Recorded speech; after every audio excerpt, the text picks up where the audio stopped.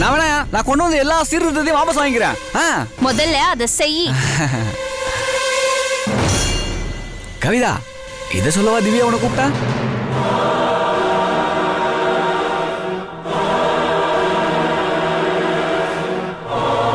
என்ன கவிதா?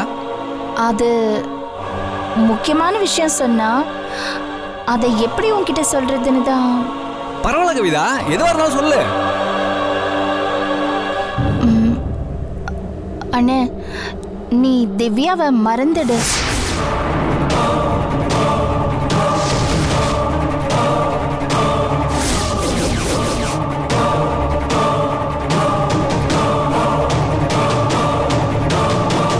திவ்யா இப்போ கர்ப்பமா இருக்கா.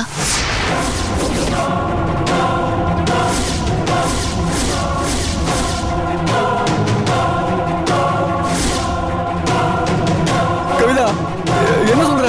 திவ்யாவுக்கும் ராஜாவுக்கும் ஃபர்ஸ்ட் நைட் எப்பவும் முடிஞ்சிருச்சு.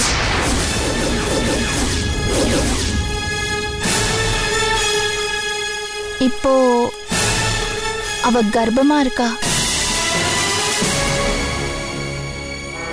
கொடைக்கானல்லையே நீ அவளை கரெக்ட் பண்ணிருக்கணும். அநியாயமா அவளை கோட்டை விட்டுட்டியே. இல்ல இல்ல,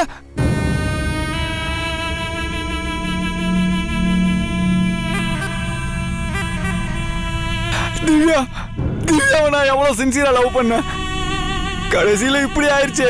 கவிதா கவிதா, உனக்கு தெரியும்ல, அவ மேல எவ்வளவு உயிர் வச்சிருந்தேன். இப்போ இப்போ இப்போ நான் என்ன பண்ணுவேன்? நான் என்ன பண்ணுவேன்? திவ்யா திவ்யா.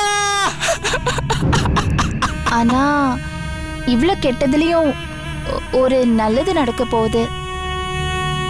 திவ்யாவுக்கு இது பிடிக்கல. அவளை ஏமாத்தி தான் இப்படி பண்ணிட்டாங்கன்னு அவ இப்ப கோவத்துல இருக்கா. அப்போ அப்போ இப்போ இப்போ என்ன நடக்கும்? நான் குழந்தையை கலைக்க சொல்லிட்டேன். Very good. அவளும் கலைக்கிறேன்னு ஒத்துக்கிட்டா. Very good very good very good very good. இருந்தாலும் நீ அவளை மறந்துரு. இல்ல இல்ல இல்ல, நான் மறக்க முடியாது கவிதா. அண்ணே, ராஜாவும் திவ்யாவும் ஒண்ணு சேராத வரைக்கும் தான் உனக்கு அவளை கட்டி வைக்கணும்னு எனக்கு ஆசை இருந்துச்சு. அவ உன்னை உருப்படியா திருத்தி நல்ல மனுஷனா ஆக்கி உன்னை நல்லபடியா மாத்திடுவான்னு எனக்கு நம்பிக்கை இருந்துச்சு. இப்போ அவ திரும்பி வர முடியாத தூரத்துக்கு போயிட்டா. இனிமே அவளால உனக்கு எந்த பிரயோஜனமும் இல்ல. அவதான் கருவ கலைக்க ஒத்துட்டால. இருந்தாலும் இனிமே அவ உனக்கு தேவையில்லைன்னு. முதல்ல அவ நினைப்ப எல்லாம் வெளியில ஏறி அவ போட்டோ கீட்டோ அவ நினைப்ப எல்லாம் ஏதாவது வச்சிருந்தா எல்லாமே தூக்கி போட்டுடு. உனக்கு வேற ஏதாவது ஒரு நல்ல பொண்ணா பாக்குறேன். எனக்கு எனக்கு திவ்யா தான் வேணும். அப்படின்னா திவ்யான்னு பேர் வச்சிருக்கிற வேற ஒரு பொண்ணை கல்யாணம் பண்ணிக்கோ. கவிதா, என் காலைல மாத்திக்க. இது என்ன டீ-ஷர்ட்டா? மனசு கவிதா, மனசு. எத்தனை வருஷமா திவ்யாவை நான் லவ் பண்றேன். திவ்யாவை நீ மறந்துடு, வேற ஒருத்தைய கட்டிக்கன்னு சொன்னா எப்படி? அவளுக்காக நான் எத்தனை செருப்படி வாங்கியிருக்கேன் தெரியுமா? எப்படி மறக்கிறது? எப்படி மறக்கிறது? நீ பாட்டு திடீர்னு அவளை மறந்துடுன்னு சொல்ற. என்னது திடீர்னு சொல்றேனா? அவளுக்கு கல்யாணம் ஆகி 2 வருஷம் ஆக போகுது. இது திடீர்னா? அவனுங்க என்ன திட்டம் போட்டு கடத்தி வச்சு திவ்யா கழுத்துல தாலி கட்டியிருக்கான். அதுக்காக அவ எனக்கு இல்லைன்னு ஆயிடுமா? இப்பவும் எப்பவும் ஏன் திவ்யா எனக்கு தான். ஐயோ, அவ வயித்துல குழந்தையோட இருக்கா. பரவாயில்லையா? பரவாயில்ல. அண்ணே, உனக்கு என்ன பைத்தியமா? நீ இவ்வளவு பிடிவாதம் பண்ணுவேன்னு நான் கொஞ்சம் கூட நினைச்சு பார்க்கல. எனக்கு அதிர்ச்சியா இருக்கு. அதெல்லாம் முடியாது கவிதா. இப்போ ரோட்ல யாராவது நடக்கும்போது யாராவது தெரியாம சாக்கடைக்குள்ள காலை விட்டா அதுக்காக காலையா விட்டுடுறோம். காலை கழுவிக்கல, அந்த மாதிரிதான் இதுவும். அண்ணே, அதுவும் இதுவும் ஒண்ணா?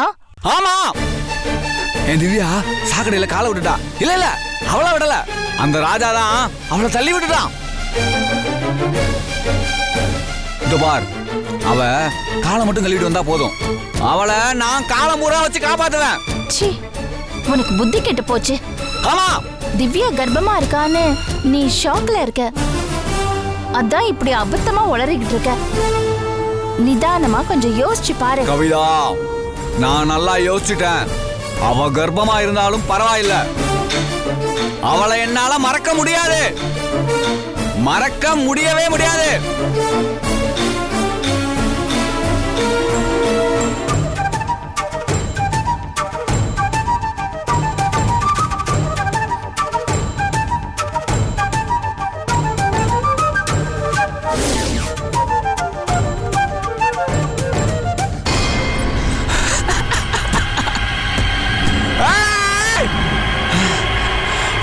திவ்யா,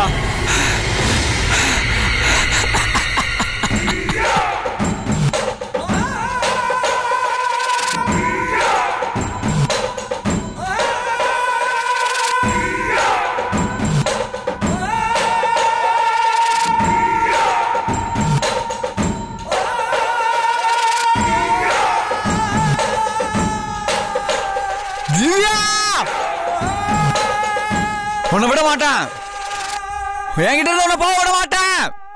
நீ எனக்கு தான் வேணும். யோ மேனேஜர் சார், இன்னும் 10 நிமிஷத்துக்கு யாரும் என்ன டிஸ்டர்ப் பண்ணக்கூடாது. என் ரூம் பக்கம் வரக்கூடாது. எனக்கு ஏதாவது கால் வந்தா கூட அதை டைவர்ட் பண்ணி நீயே பேசு. சரி, ஓகே சார்.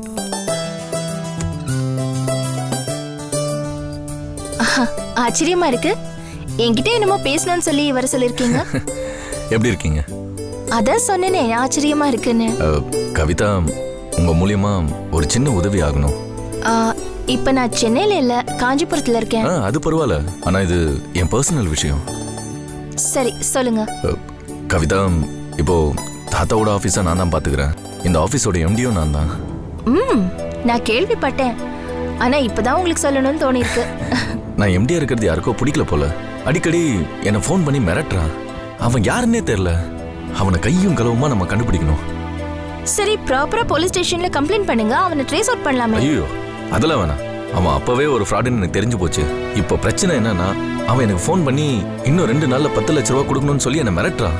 ஓ, அவ்வளவு சீரியஸான மேட்டரா? ஆமாம் கவிதா, இப்பதான் இந்த கம்பெனிக்கு நான் எம்டியா இருக்கேன். பிசினஸும் கொஞ்சம் கொஞ்சமா டெவலப் ஆயிட்டு இருக்கு. இந்த நேரத்துல போய் போலீஸ் அது இதுன்னு போனா தொழிலுக்கு தான் கெட்ட பேரு. அதனாலதான் இந்த விஷயத்தை எப்படியாவது நீங்க எனக்கு சைலண்டா முடிச்சு கொடுக்கணும். உங்களை விட்டா ஒரு திறமையான ஆளு வேற யாரும் எனக்கு தெரியல. நீங்க சொல்றதெல்லாம் கரெக்ட் தான், ஆனா ஏன் டியூட்டி காஞ்சிபுரத்துல, ஆனா மேட்டர் நடக்கிறது சென்னையில. இது என்னோட ஏரியா லிமிட்டே கிடையாதே.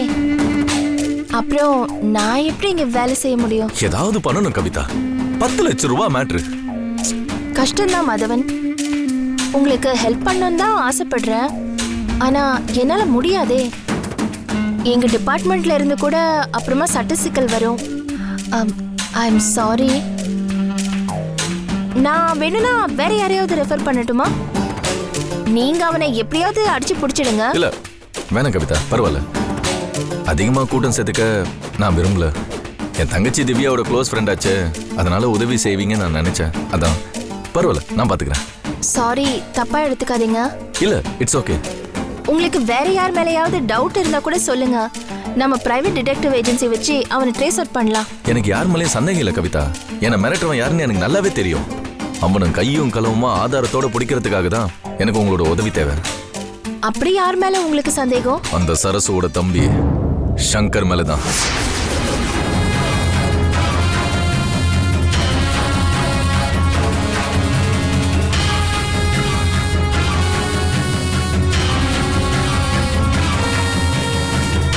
அவனா?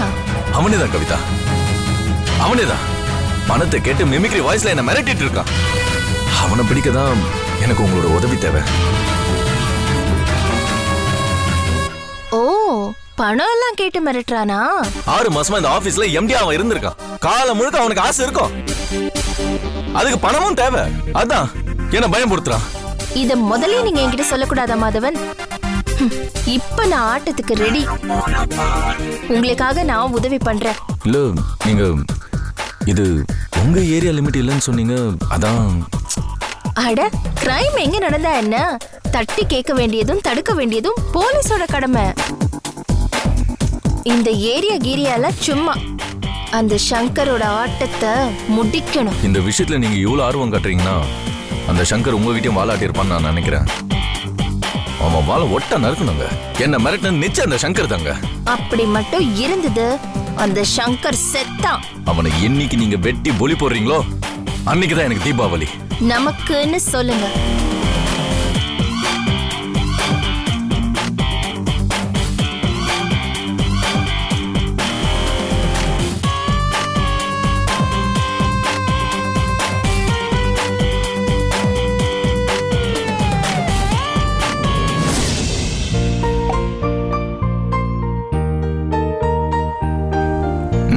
காஃபியா? இல்லடா, டீ. உங்க மாமாக்கு டீ தான் பிடிக்கும். சரிப்போ.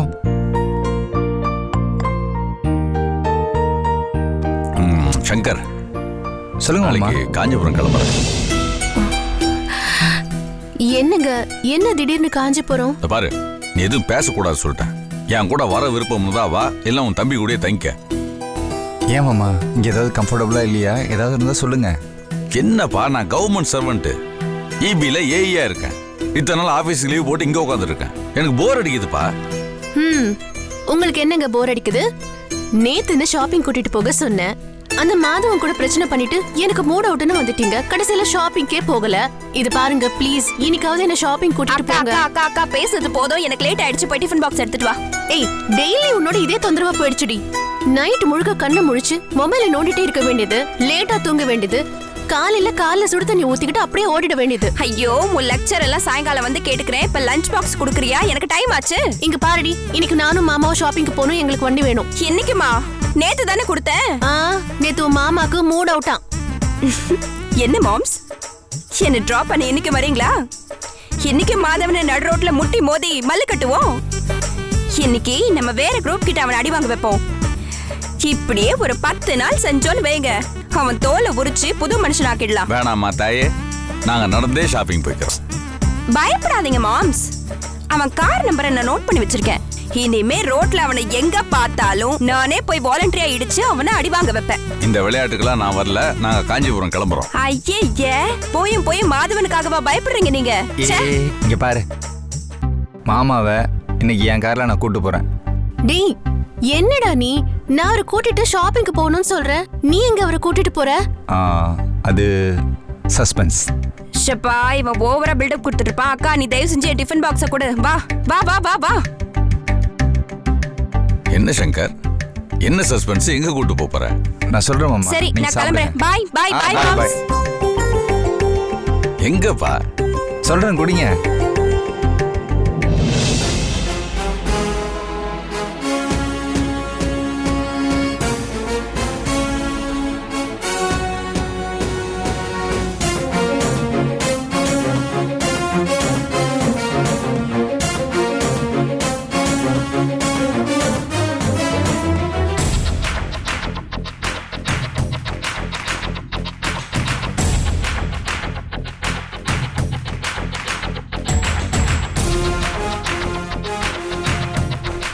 ₹10,00,000 பணம் எவனோ கொடுத்து நான் அனுபவிக்க வேண்டியது வேற எவனோ ஆட்டைய போடுறான்.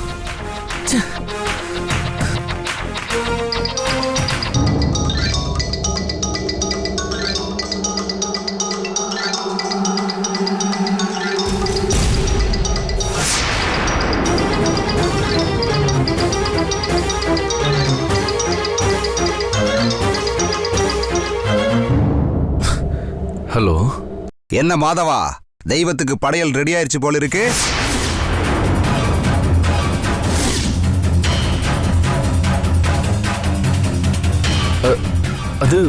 அது வந்து உங்களுக்கு எப்படி?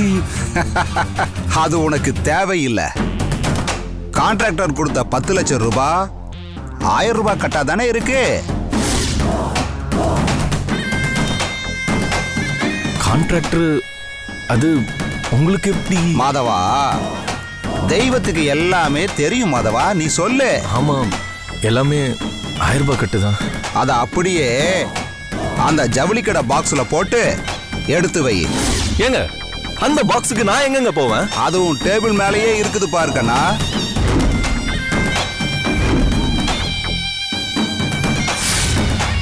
நீ ஜவுளி கடை பாக்ஸோட உள்ள போறத நான் பார்த்தனே.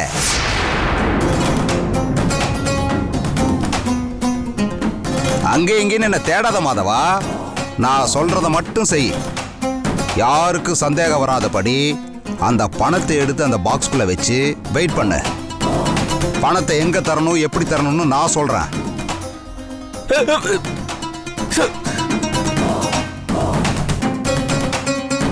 நான் நடக்கிறது, போறது, வர்றது, திரும்புறது எல்லாமே அவனுக்கு தெரியுது.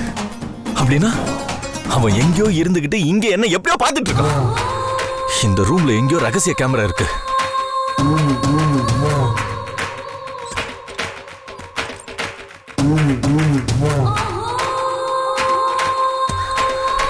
ஷோ, அது எப்படியாவது கண்டுபிடிச்சாகணுமே.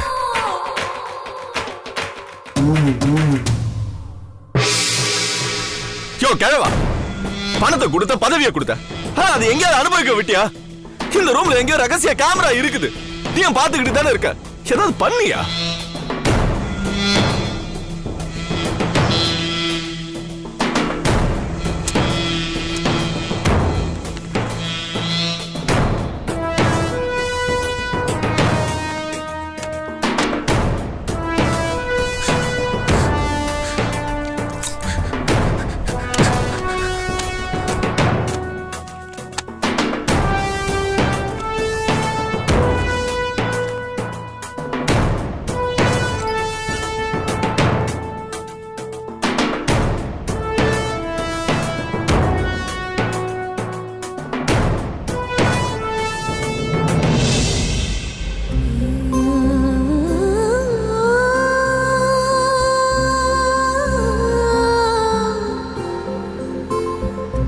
என்ன விஷயம் சங்கர்? மாமா, அது வந்து சொல்லுப்பா. ஏப்பா, நான் சரசு கூட ஷாப்பிங்காவது போயிருப்பேன். ஏதோ முக்கியமான விஷயம் பேசணும்னு சொல்லி தனியாக கூட்டிகிட்டு வந்தேன். இப்போ வந்து இப்படி சிரிச்சா என்ன அர்த்தம்? இல்லை மாமா, நேற்று நைட்டு அக்காவும் நீங்களும் பேசிகிட்டு இருந்ததை நான் கேட்டேன் மாமா. எதை பற்றி? அது காயத்ரி கூட உங்களுக்கு 2வது மேரேஜ் பற்றி. ஓஹோ, சாரி மாமா, நான் அதை ஒட்டு கேட்கணும்னு கேட்கல, யதார்த்தமாக வந்தேன். நீங்கள் பேசுனதை கேட்டுட்டேன். அது ஒன்றும் இல்லைப்பா, சரசு ஏதோ விளையாட்டாக பேசிகிட்டு இருந்தா. இல்லை மாமா, அக்கா விளையாட்டாக பேசலை, சீரியஸாக தான் பேசினேன். ஆனால் அவன் மனசில் அப்படி ஒரு எண்ணம் வந்ததுன்னு எனக்கு தெரியல. அது ஒன்றும் இல்லைப்பா, காயத்ரி என் கூட கள்ளக்கப்படம் இல்லாமல் பழகிறாள். அதை சரசு ஏதோ உள்நோக்கம் வச்சு பேசுகிறான். என் மனசில் இது வரைக்கும் காயத்ரியை பார்த்து அப்படி ஒரு எண்ணம் எனக்கு வந்ததே கிடையாது. இன்னும் சொல்லப்போனால் என் தங்கச்சி திவ்யா மாதிரி தான் நான் காயத்ரியும் நினைக்கிறேன். மாமா, எனக்கு இப்போது உங்கள் மேலே இருந்த மரியாதை இன்னும் அதிகமாகிடுச்சு மாமா. என்ன சங்கர், என் மனசுக்கு எது நியாயப்படுதோ அதை சொல்கிறேன், அவ்வளோதான். மாமா, எனக்கு எங்கள் அக்கா வாழ்க்கை தான் முக்கியம். அவள் எப்போதுமே சந்தோஷமாக இருக்கணும். நீங்கள் வேணால் ஒரு குழந்தைய தத்தெடுத்து வளர்த்துக்கலாமே, அப்படி பிடிக்கலன்னா கூட விட்டுருங்க. ஆனால் அக்கா இடத்துல வேற ஒருத்தைய வச்சு நீங்கள் நினைக்கக்கூடாது மாமா. கண்டிப்பாக நீங்கள் நினைக்க மாட்டீங்க, எனக்கு தெரியும்.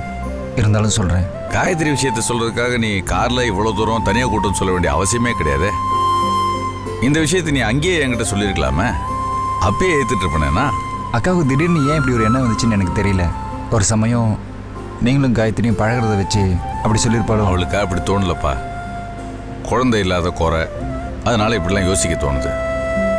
அதுவும் இல்லாமல் அக்கம் பக்கத்தில் இருக்கவங்க இப்படிலாம் தப்பான யோசனை கொடுத்துருவாங்க. ஓ மேலேயும் தப்பு இருக்கு சங்கர். அக்காங்களுக்கெல்லாம் கல்யாண வயசு ஆயிடுச்சு, இன்னும் அதை பற்றியெல்லாம் ஒன்றும் யோசனை பண்ணாமல் இருக்க. நீ தான் தப்பு பண்ணிட்டு இருக்க. புரியுது மாமா, நீங்கள் சொல்கிறது எனக்கு புரியுது.